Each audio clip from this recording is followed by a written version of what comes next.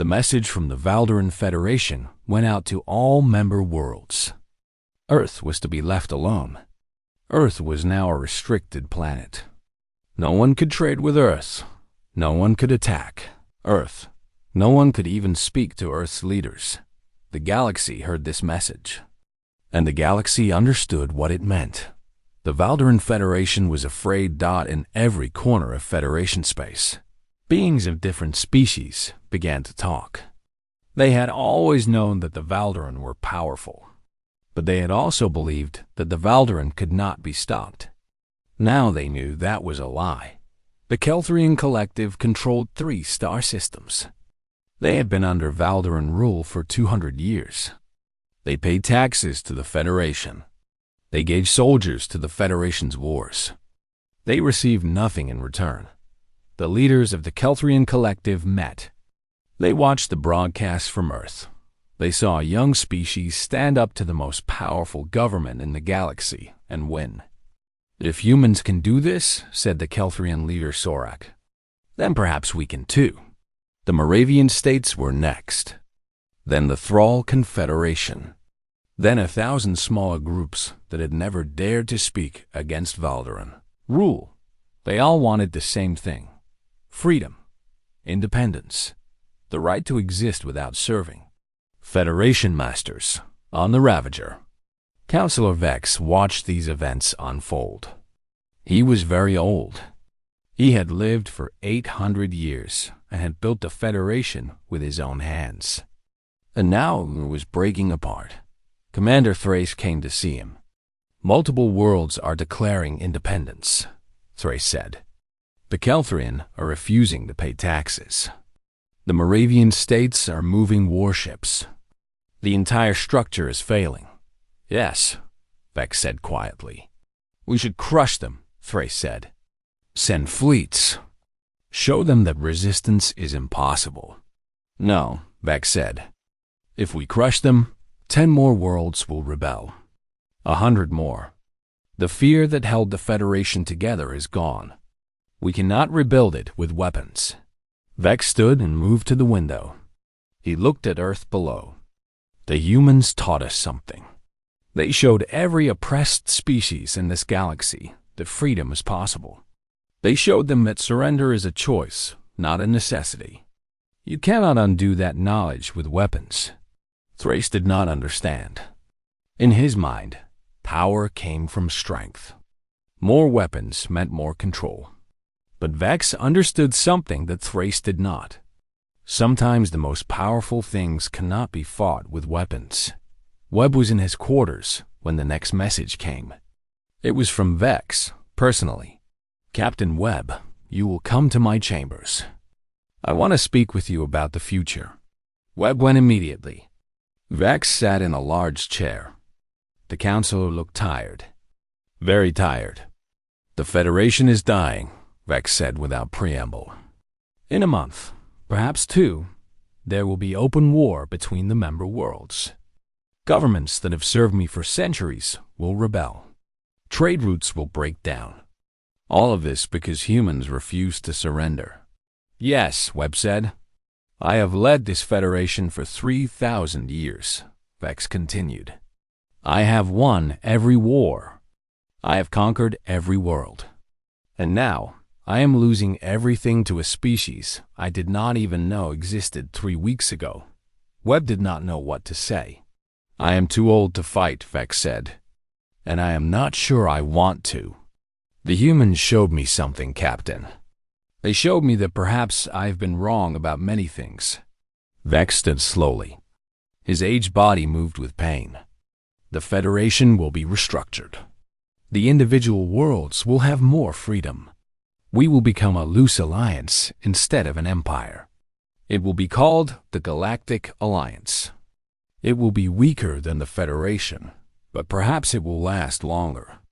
A thing that is built on fear cannot stand, but a thing built on mutual respect might." "What do you want from me?" Webb asked. "I want you to represent us with the independent worlds," Vex said. "I want you to speak to the Kelthrian, to the Moravian, to all of the others.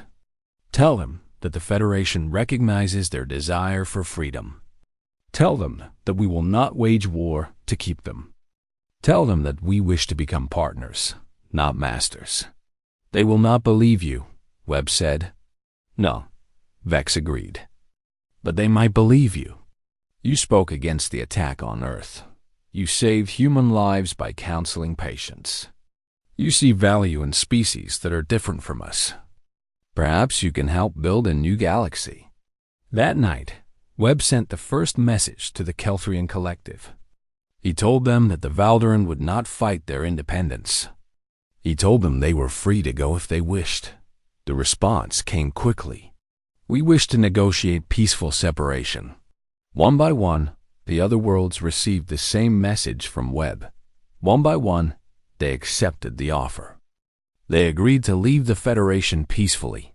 The Galactic Alliance was born in the ashes of the Valderan. Federation. News of all this reached Earth slowly. The communication between worlds was not fast. But when it came, it was clear. The humans had changed everything. Colonel Hartley was in her office when she heard. One of her officers brought the message. The Valderan Federation is restructuring itself. Multiple worlds are becoming independent. The Valderan Council is offering to make peace with all rebel worlds. Hartley read the message carefully. She understood what this meant. Humans had done more than save their own world. Humans had shown the entire galaxy that freedom was possible. In the Federation chambers, there was a final meeting of the old council. Vex addressed all the leaders. The age of conquest is over, he said. We tried to control other worlds with fear and weapons. We believed that strength was the same as power. We were wrong. A species that would rather die than submit is stronger than all of our weapons combined. We have learned this lesson from Earth, and now we must rebuild what we have broken. The new Galactic Alliance was weak compared to the old Federation, but it was based on something stronger than fear. It was based on agreement between free peoples. And across the galaxy. Species that had known nothing but subjugation began to taste freedom. All because humans refused to submit. The broadcast from Earth continued. Colonel Hartley spoke to all the independent worlds. She told them the story of how Earth had united. She told them that humans had been divided, but when the choice came between freedom and slavery, they had put aside their differences. You can do the same, she said. You do not need weapons to be free. You only need to decide that freedom is worth more than life. Once you decide that, no government can ever control you again. The message was simple. It was powerful. It changed minds across the galaxy. And it all began because one species dared to say no to the most powerful empire the galaxy had ever known. In his quarters, Marcus Webb watched the broadcast from Earth. He saw humans celebrating their survival. He saw them planning their future. He saw them looking up at the stars with hope instead of fear. And he understood that something important had changed in the galaxy. The age of empire was ending. The age of alliance was beginning. It had started with one colony, one warning, and one species that refused to surrender. Everything else had followed from that moment of human courage. The Valderan had taught Earth how to fear. But Earth had taught the Valderan something far more important: how to respect those who would rather die than submit. Marcus Webb stood at the window of the horizon and looked down at Earth. The planet was blue and green, with white clouds moving across its face. He had seen thousands of planets. This one was nothing special. The report said Earth was not dangerous. Humans had only been in space for 100 years. Their weapons were old and weak. Their governments did not work together. The Valderan Federation had conquered 1,000 worlds more advanced than this one. Webb was a Valderan captain. His blue skin reflected the light from the star. He had done this before many times. A new world would be found. The Federation would send ships. The world would be taken. It always happened the same way. The plan was simple. 3 colonies would land on Earth. The humans would have 10 years to accept Federation rule. Then they would sign trade agreements. Their resources would feed the Federation. Their people would work for Valderan masters. It was how things worked. It was always how things worked. Webb did not think anything would go wrong. The first message came 18 hours after the colonies landed. Governor Kessel's voice came through the radio. He was screaming. The humans are attacking. The humans have weapons. They came without warning. The shields are down. The eastern perimeter is destroyed. We need help now. Webb could not believe what he heard. Humans with primitive weapons attacking Valderan soldiers. It was impossible.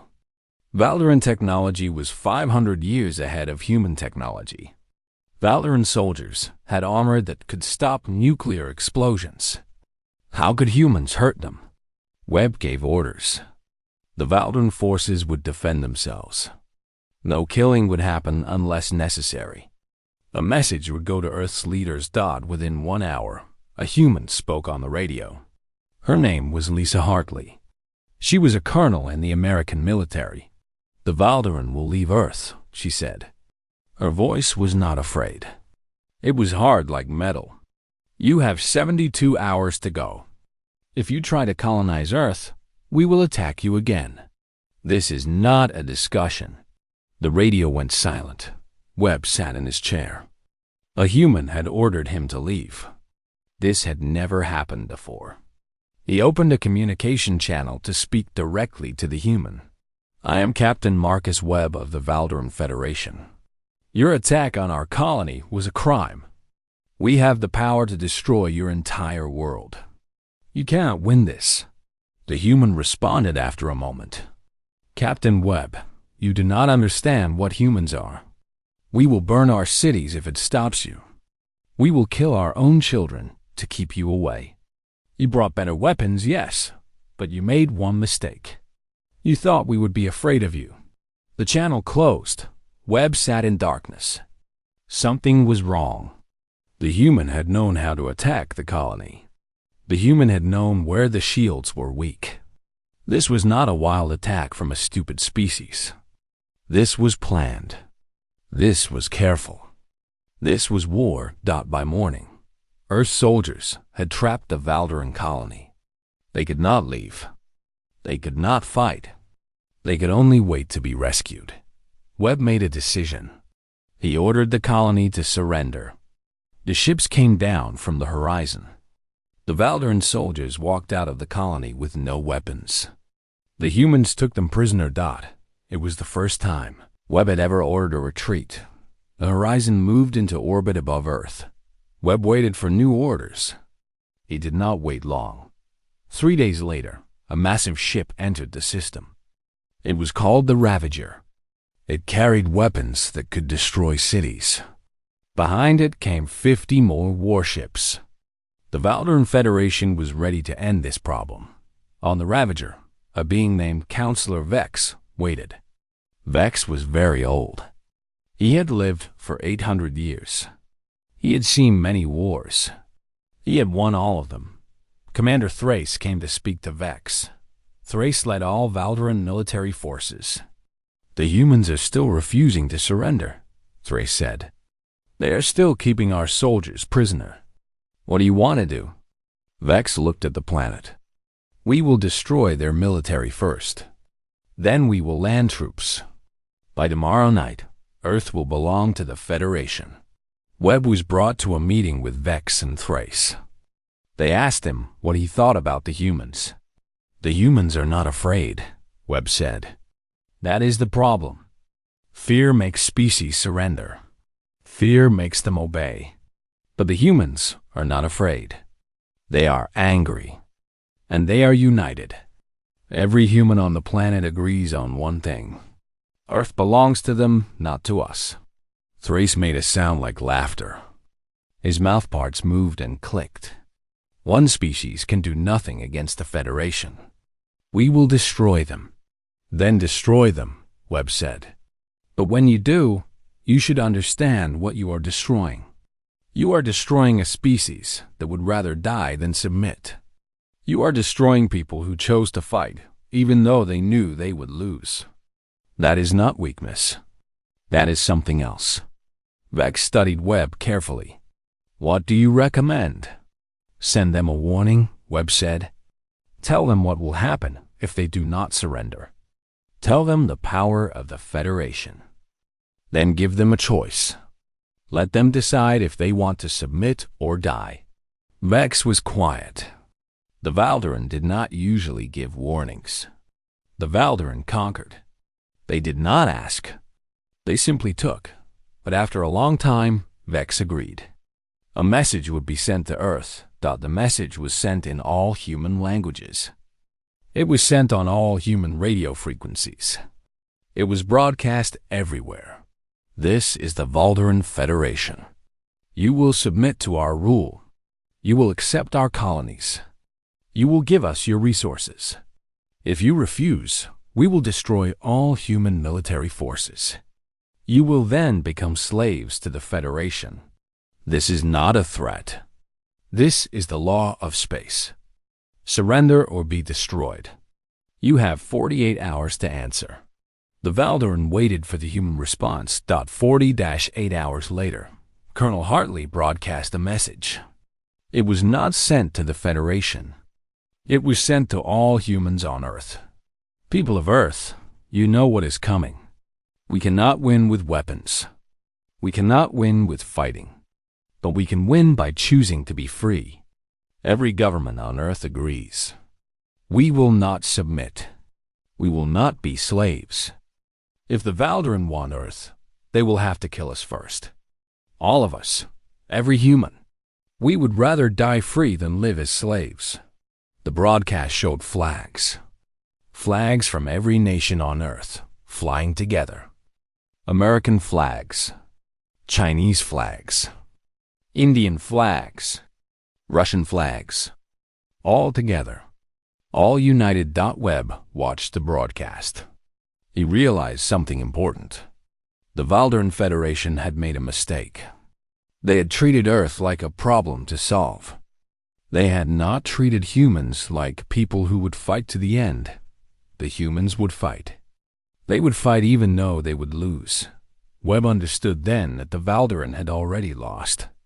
Not on the battlefield, but in something more important.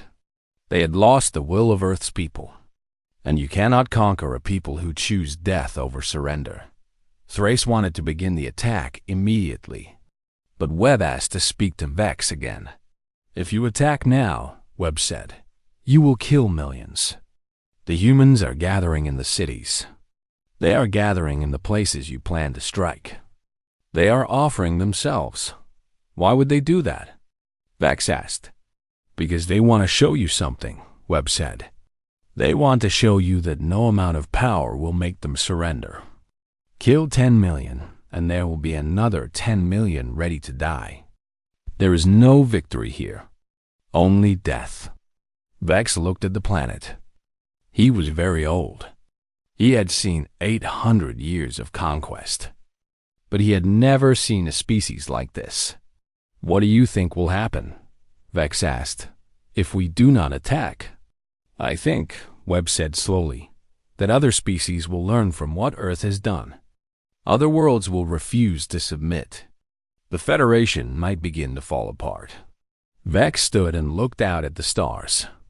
Then we must think about this very carefully, because the fall of the Federation would change everything in this galaxy. The old Valderan made a decision that night, a decision that would echo across the entire galaxy. He ordered the attack to stop. The Ravager would not fire. The warships would stand down. Earth would be declared a restricted world. No Valderan would ever try to colonize Earth again. It was the first time in 3,000 years that the Valderan Federation had backed down from a conquest, and it would not be the last. 3 weeks after the Valderan declared Earth restricted, the military strikes began. It was not a decision made in haste. Commander Thrace had argued for it in private meetings with Counselor Vex. He believed that backing down from Earth had sent the wrong message. He believed the Federation still had time to show its strength. Vex had been tired. He had agreed, but only to a limited operation. A show of force, nothing more. Thrace took that agreement and twisted it into something else entirely. The Ravager moved into position. Above Asia, 50 warships surrounded it. The targeting computers locked onto military installations across the continent. Soldiers, generals, and defense systems the humans had spent decades building. Thrace gave the order. Orbital weapons fired. The atmosphere glowed with heat from descending weapons.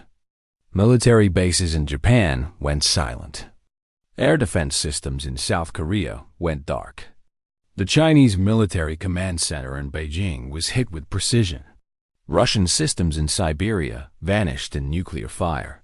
47 military installations were destroyed in the first 15 minutes. On Earth, Colonel Hartley stood in an underground bunker. Around her, officers monitored communications from across the planet. The reports were all the same. The Federation was winning. The Valderan had destroyed almost everything humanity's military had built. Lieutenant Daniel Cross looked like he was going to be sick. All Japanese bases are destroyed. The Korean peninsula is in chaos. China lost 40,000 soldiers in that strike alone. Russia is reporting massive casualties. We cannot respond. We have nothing left to fight with. Hartley looked at the map. The green dots representing human forces were disappearing one by one. In a few minutes, there would be no green dots at all. What about civilian casualties? She asked. The Federation targeted only military installations, Cross said. But there are civilian areas near some of the bases. Preliminary estimates are 10 million dead. Possibly more. Hartley closed her eyes. 10 million people. People she could not save. People whose families would never see them again.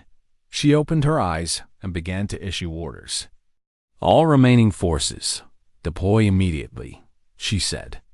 I want every soldier, every armed person, every weapon we have left gathered in civilian population centers.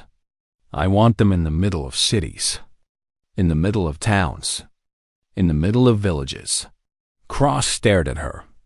Colonel, that will expose civilians to attack. Yes, Hartley said. That is the point. Within 2 hours, human soldiers were positioned throughout Earth's major cities. In New York, 40,000 soldiers stood shoulder to shoulder with civilians. In London, military personnel mixed with office workers. In Tokyo, soldiers stood with families. In Shanghai, in Sao Paulo, in Lagos, soldiers and civilians stood together. It was a strategy born of desperation. It was also a strategy that Thrace had not anticipated.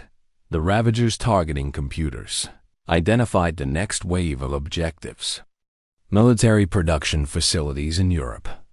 Naval bases in North America. Command centers in Africa. All of them locked and ready to fire. Then the tactical officer made his report. Sir, large civilian populations have gathered in the target zones. 40 million people, maybe more. Thrace looked at the numbers. His mandibles moved, but he did not speak. Sir? The officer asked. Recalculate, Thrace said. Perhaps the sensors are malfunctioning. The calculations ran again. The numbers were the same. 40 million, 50 million, possibly more. Entire human cities had moved to the military target zones. They were not hidden. They were not in bunkers. They were standing in open areas, in plain sight, directly in the path of the incoming weapons. They are using their own population as shields, the officer said. No, Thrace said.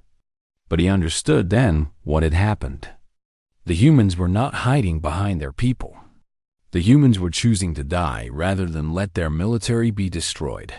He opened a communication channel to Counselor Vex. The humans have gathered their civilians in the target zones, Thrace reported. If we fire, we will kill between 40 and 70 million people. Vex did not respond immediately. Thrace waited for the order to proceed. In the Federation, civilian casualties were acceptable losses. They had never been a reason to stop an operation, but this was different. These were not civilians who had been caught in the way of an attack. These were civilians who had deliberately placed themselves in danger. These were millions of people saying that they would rather die than see their world conquered. Finally, Vex spoke. "Stand down, Commander. Do not fire." "Sir?" Thrace said, his voice full of disbelief. "The attack is over," Vex said. "Order all weapons to safe mode. Maintain position but do not initiate any further attacks. Counselor, the humans are defenseless now." "We could—" "Enough," Vex said. His voice was quiet but final. "I said stand down." The weapons that could have ended human civilization went quiet. On Earth, Colonel Hartley received the report. The Federation had stopped firing. The Ravager and its fleet were holding position. They were not attacking. She understood what this meant. The Valderan had learned what humans had always known. That there are things more important than victory. That there are things more important than power. She looked at the young woman next to her. It was Captain Amy Rodriguez, head of communications. "Send a message to the Ravager," Hartley said. Tell them thank you. Tell them that Earth will never forget what happened today." The message was sent. On the Ravager, Thrace received it. He did not understand. He had come to conquer Earth. Instead, Earth had conquered him with nothing but the willingness to die. Vex sat in his quarters and made a decision that would reshape the entire galaxy. He recorded a broadcast. It was sent to every world under Federation control. It was sent to every independent world. It was sent to every species in the known universe. "I am Counselor Vex of the Valderan Federation. I have ruled this Federation for 3,000 years. Today, I am announcing a new order. The age of conquest is over. The Federation will be dissolved. In its place, we will create the Galactic Alliance. Member worlds will be independent. No world will rule another. The Federation's military will be disbanded. There will be no more wars of conquest." The message continued with details. The Valderan would pay reparations to conquered worlds. The Valderan would surrender their weapons to an international commission. The Valderan would open their technology to all species. It was not defeat. It was surrender, and it was all because of Earth. The broadcast was transmitted across the galaxy in hours. The reaction was immediate and massive. Worlds that had been oppressed for centuries began to cheer. Species that had lived in fear began to hope. Within a week, the Kelterian Collective declared independence. The Moravian states followed. The Thrall Confederation established their own government. One by one, the Federation fell apart, but it did not fall apart in war. It fell apart peacefully. It fell apart because the Valderan recognized that a government built on fear cannot survive. When that fear is broken, and fear was broken on Earth, Marcus Webb received orders to travel to Earth. He was to represent the Valderan Federation in negotiations with human leaders. It was a historic moment. The first official contact between the new Galactic Alliance and the Free Worlds. Webb landed in Washington. He descended from his shuttle into a crowd of human press and officials. Cameras flashed. Questions were shouted. Colonel Hartley greeted him personally. She was older than she looked in the broadcasts. Her face carried the weight of the lives she had lost, but her eyes were clear. "Welcome to Earth, Captain Webb," she said. She extended her hand. Webb took it. The gesture was strange to him, but he held it firmly. "Thank you for allowing me to come," Webb said. "And thank you for teaching the galaxy an important lesson." "What lesson is that?" Hartley asked. That power without heart is just violence, Webb said. And that courage is more powerful than weapons. That night, there was a dinner with Earth's leaders. Scientists, military officers, politicians, and philosophers gathered in a great hall. They shared food. They shared stories. And they began to understand each other. For the first time, a Valdaran and a human sat together as equals. Not as conqueror and conquered. Not as master and slave. But as two species that had learned something important from each other. The galaxy would never be the same all because one species had refused to surrender. 6 months after the Valdaran Federation ceased to exist, Marcus Webb stood on the observation deck of his new ship. It was a hybrid vessel, built with both Valdaran and human technology. The computer systems were human design. The engine was Valdaran. The command bridge had chairs that could be adjusted for species of different shapes and sizes. It was a ship that represented something new in the galaxy. A ship that represented cooperation instead of conquest. Webb had been appointed as the Galactic Alliance's chief liaison to independent worlds. He traveled from planet to planet, helping new governments establish themselves. He helped negotiate trade agreements. He helped settle disputes. He helped build the new galaxy. It was exhausting work, but it was necessary work. Today, he was returning to Earth. The planet looked the same as it had when he first arrived. Blue and green with white clouds. But it felt different now. It felt alive in a way that conquered worlds did not. It felt free. Colonel Hartley was waiting for him at the landing pad. She had left military service. Now she worked for Earth's Interplanetary Relations Committee. She was responsible for all of Earth's dealings with other worlds. "Captain Webb, welcome back," she said. She smiled. It was the first time Webb had seen her smile. "Colonel Hartley, it is good to see you," Webb said. They walked together through Washington. The city was bustling. Humans moved with purpose and hope. There was construction everywhere. New buildings were going up. New industries were being started. Earth was building its future. "We are joining the Galactic Alliance officially next month," Hartley said. "We have negotiated trade agreements with 15 worlds. We are opening a space academy to train human pilots. We are beginning construction on new ships. Earth is becoming a power in the galaxy, Captain. A real power, not through conquest," Webb said. "No," Hartley agreed. "Through innovation and partnership. That is the human way, I think. We do not want to rule other worlds. We want to work with them. We want to learn from them." That evening, Webb was invited to a gathering at the United Nations building. Presidents and prime ministers, scientists and soldiers, all gathered to meet with the Valdaran captain. The American president, Michael Harrison, spoke to Webb directly. "Captain Webb, I wanted to thank you personally. If you had not advised Counselor Vex to show restraint, Earth would be ashes now." "I did not save Earth," Webb said. "Earth saved itself. I simply observed." "No," Harrison said. "You did more than that. You understood us.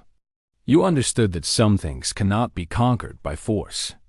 That understanding saved us all." Later, Webb stood on a balcony overlooking the city. Hartley joined him there. "What do you think of Earth now?" she asked. "I think humans are the most important species in the galaxy," Webb said. "Not because you are the strongest. Not because you are the smartest. But because you understand something that most species forget. You understand that death is not the worst thing that can happen to you. Slavery is worse. Losing your freedom is worse. Being forced to surrender your identity is worse." Hartley nodded. "We learned that the hard way. For thousands of years, humans have fought each other. Humans have killed each other. Humans have enslaved each other. And each time, we discovered that freedom was worth the price of blood. The Valderan never learned that lesson, Webb said. We were too powerful. We never had to fight for our freedom. So we forgot how precious it was. It took humans to remind us. They stood in silence for a moment, looking out at the city lights. The galaxy is changing, Webb said finally. I have visited 12 worlds since the Federation fell. Everywhere, species are learning from what humans did. They are refusing to accept oppression. They are demanding freedom. Some worlds have already had revolutions. Others are negotiating peaceful independence from Valderan-aligned systems. Is that good? Hartley asked. Yes, Webb said. It is very good. The Valderan ruled through fear. Fear makes species obey, but it does not make them loyal. The new Galactic Alliance will rule through cooperation. That is stronger than fear. That will last longer. Over the next few weeks, Webb met with human scientists. He saw their space program. He saw the ships they were building. He saw the technology they were developing. And he was impressed. Humans had been in space for less than 200 years. In that time, they had made remarkable progress. Their space-based weapons were crude compared to Valderan weapons, but they were innovative. Their computer systems were less advanced than Valderan systems, but they were elegant. One day, Webb visited a human factory where they were building new spacecraft engines. The engineer in charge was a woman named Sarah Patterson. She showed Webb the designs. We are taking Valderan propulsion technology and improving it, Patterson explained. You see, the Valderan systems are very powerful, but very inefficient. We have figured out ways to make them more efficient. We are creating something new. Something that is neither purely human nor purely Valderan, but a combination of both. Webb looked at the designs. Patterson was right. The modifications were clever. Humans did not have the raw power of Valderan technology, but they had something else. They had the ability to see problems and solve them in unexpected ways. This is impressive, Webb said. It is what humans do, Patterson said with a shrug. We take what we have and make it better. We cannot accept things as they are. We are always asking questions. Why is this the way it is? Can we do it differently? Can we do it better? That night, Webb recorded a message to Counselor Vex. The old Valderan had retired from public life. He lived on a quiet world, tending gardens, thinking about his long life. I have seen the future, Webb told Vex. It belongs to species like humans, not because they are the most powerful, but because they are the most adaptable. They are the most creative. They never accept that something cannot be done. They always find a way. The galaxy will belong to such species. Vex's response came weeks later. Then perhaps we did the right thing by stepping aside. Perhaps the galaxy will be better ruled by such species than by us. Perhaps we were always meant to be teachers, not masters. As the weeks passed, Webb became less of a representative and more of a friend to human leaders. He attended Earth's national celebrations. He met with human scientists and learned about their research. He tasted human food and attended human cultural events. He began to understand humans not as a species to be studied or conquered, but as a people with their own dreams and hopes. And slowly, the galaxy around them continued to change. The news came that the Thrall Confederation had established a joint government with 3 nearby worlds. The Kelthrian Collective had signed a mutual defense pact with the Moravian states. Smaller species were forming alliances based on trade and shared interests. The Age of Empires was truly over. One day, Webb sat with Colonel Hartley and President Harrison in the Oval Office. Harrison was a tall man with gray hair and sharp eyes. "We want to offer you something," Harrison said. "An official position in Earth's government. We want you to be our ambassador to the Galactic Alliance. We want you to represent us in the new order we are building." Webb was surprised. I am Valderin. I am not human. No, Harrison said. You are a being who understands both worlds. You understand the Valderin. You understand humans. That makes you perfect for this role. Will you accept? Webb thought about the journey that had brought him to this moment. He thought about the colony landing on Earth. He thought about Colonel Hartley's defiance. He thought about millions of humans willing to die for freedom. He thought about a galaxy that was finally learning to value cooperation over conquest. Yes, he said, I will accept. That night, there was a celebration. Humans in Valderin together, sharing food and drink, building the foundation for a new galaxy. And it had all started because humans refused to surrender. The universe was changing. One species at a time, one decision at a time, the galaxy was learning that freedom was worth more than power. That cooperation was stronger than dominance. That a people united in purpose could stand against any force.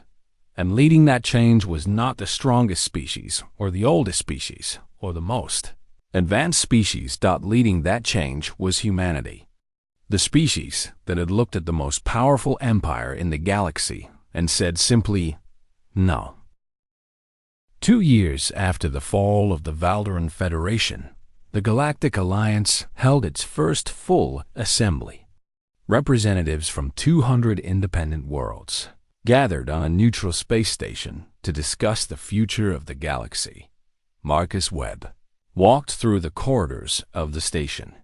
The walls displayed art from 1,000 different species.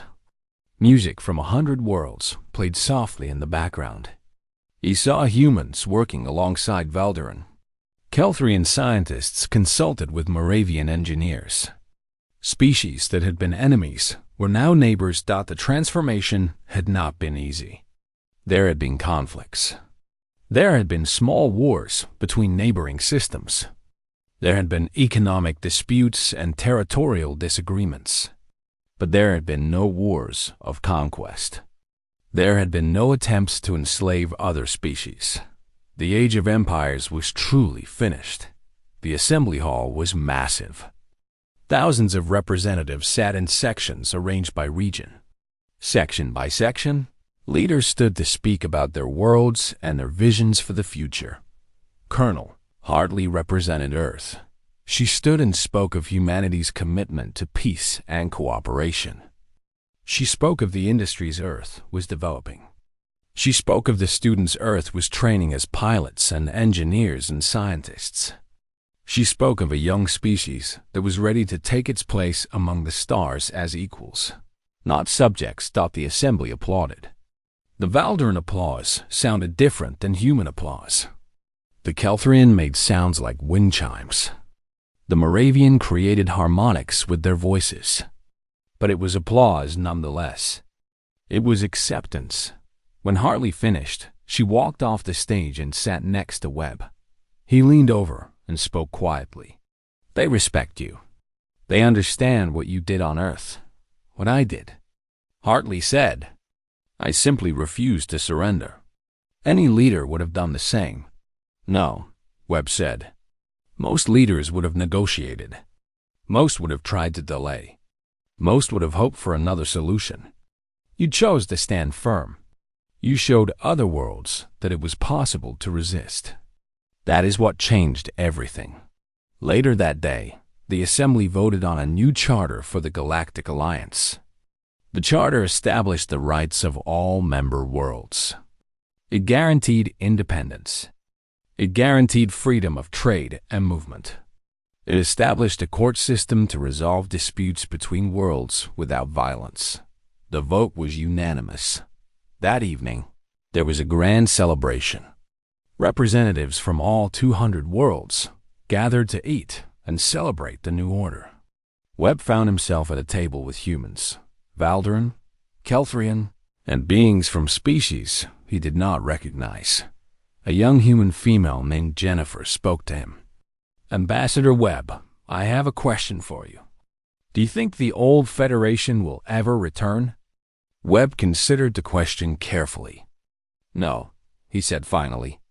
The old Federation was built on fear and power. Those two things held it together, but they also made it fragile. This new alliance is built on cooperation. Cooperation is slower. It is more complicated, but it is much stronger. But the Valdaran are still very powerful, another representative said, a Kelthrian whose name Webb could not pronounce. Yes, Webb agreed. The Valdarans still have advanced technology and large numbers. But we have chosen not to use that power to rule. That was the hardest choice the Valdaran ever made. In some ways, it was a greater surrender than any military defeat could have been. The conversation continued late into the night. Webb listened to stories from all the different species. He heard about their cultures, their histories, their hopes for the future. He realized something important. Every species had experienced depression at some point. Every species had dreamed of freedom. The Valdaran Federation had simply reminded them all of those dreams. Back on Earth, life continued its normal rhythm. Humans worked in their factories. They grew their food. They raised their children.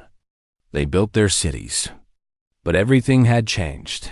For the first time in human history, Earth was not threatened by other powers.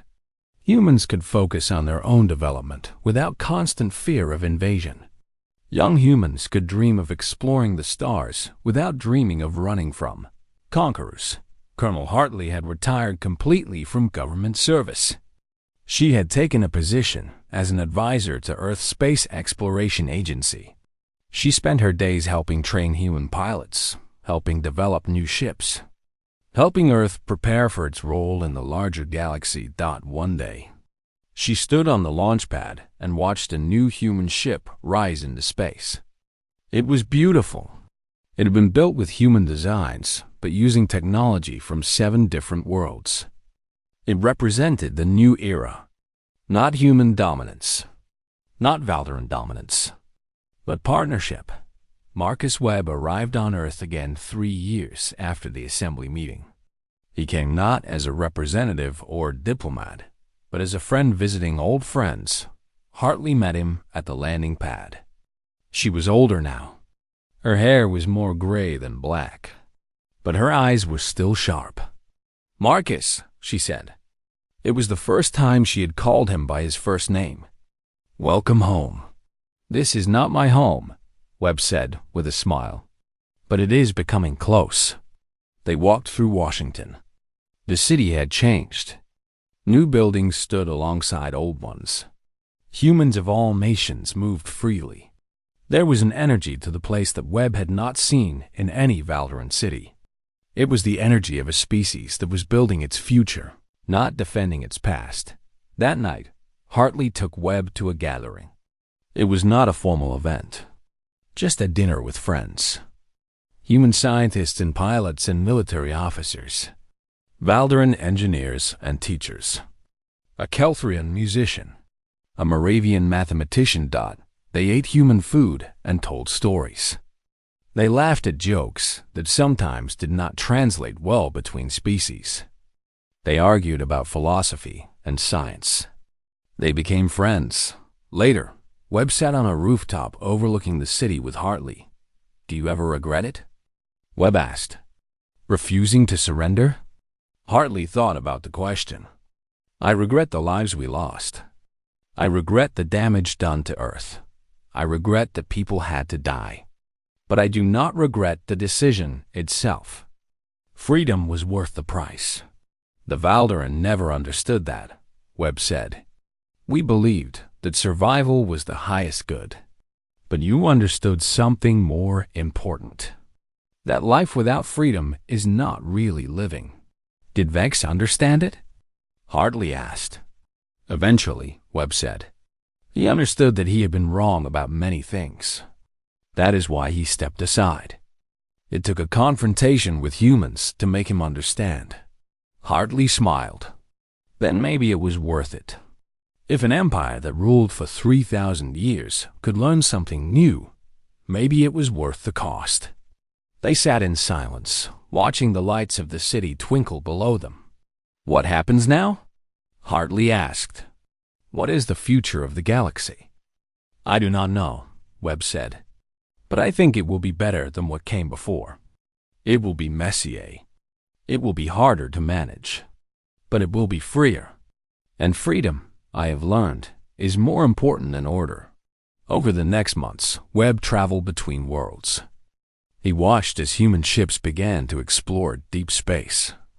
He watched as human scientists collaborated with Valderan on advanced projects. He watched as human culture began to influence other species. Humans brought something to the galaxy that had not existed under Valderan rule. They brought innovation. They brought the willingness to question everything. They brought the ability to work together despite differences. They brought hope. In the halls of the Galactic Alliance, humans took leadership roles, not because they were the strongest or most advanced, but because they understood something about unity and purpose that other species had forgotten. Marcus Webb watched all of this and felt a sense of satisfaction. He had tried to prevent the conquest of Earth. In doing so, he had helped spark a revolution that transformed the entire galaxy. And it had all started with one species that refused to surrender. Years passed. Earth became more powerful. Human ships began to match Valderan technology. Human scientists made discoveries that astounded the galaxy. But humans never tried to conquer other worlds. They never tried to rule other species. Instead, they built. They created. They invited others to work with them. And slowly, the galaxy began to understand that this way of being was stronger than the old ways. Colonel Hartley grew old, as all humans do. Before she died, she recorded a message for future generations of humans. We were afraid, she said. When the Valderan came, we were afraid. We had never encountered anything like them. But we learned that fear is a choice. We can surrender to fear, or we can stand against it. We chose to stand. And in doing so, we changed the entire galaxy. She paused. If you are watching this, and you face your own challenges, your own moments where it seems like surrender is the only option, remember this. Remember that some things are worth more than your life. Remember that freedom is worth fighting for. Remember that a people united cannot be conquered. The message was broadcast across the galaxy after her death, and many species watched it. Many were inspired by it. The warning had been clear. Do not challenge Earth. But it was not a warning given by Earth. It was a warning spoken by every species in the galaxy to anyone who tried to oppress them. Because humans had shown that oppression could be resisted, that empires could fall, that freedom was possible. And if humans could do it, so could anyone else. The age of conquest was over. The age of cooperation had begun. And it had all started because one species said no to the most powerful empire the galaxy had ever known. That choice, made in a moment of desperation, had changed